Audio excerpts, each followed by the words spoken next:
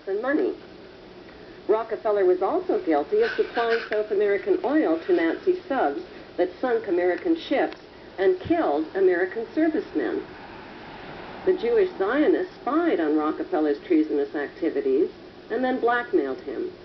In exchange for Jewish silence, Rockefeller agreed to arrange for enough votes from Latin American nations to guarantee Israel's membership into the United Nations.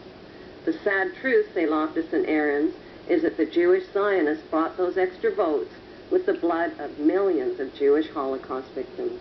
Christopher Simpson's book called Blowback exposes recently declassified information on America's recruitment of Nazi war criminals into the CIA. Nazi rocket scientist Wernher von Braun, who built German rockets and dropped them on London, was also put on the new CIA payroll. Von Braun and his team of Nazi rocketeers were sent to Huntsville, Alabama. Hollywood honored von Braun as a collaborator on an American sci-fi movie and series of Walt Disney shows.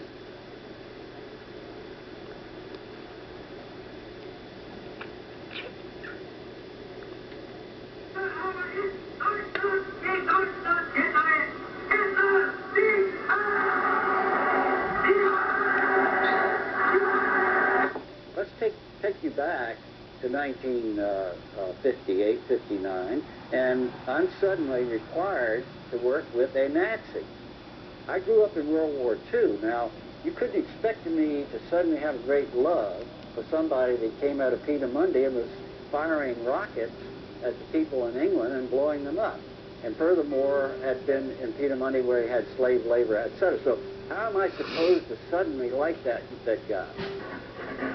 The international banksters and the men who served them had won the American, Russian, and British versions of monopoly by seizing control of the Bank of England and the U.S. Federal Reserve, and by wiping out the Russian czars. But the ultimate goal of the banksters was to win the world game. Their devious game plan was to divide the world into two warring power blocks: the Western capitalist bloc, led by the United States, and the Eastern Communist bloc, led by Russia. Their next move was to transfer atomic weapons secrets to their Russian Communist bloc through Victor Rothschild, who was the ringleader in Britain's biggest communist spy scandal, and through J. Robert Oppenheimer, the Manhattan Project's leading atomic scientist. In September 1949, the Soviet Union exploded its first A-bomb.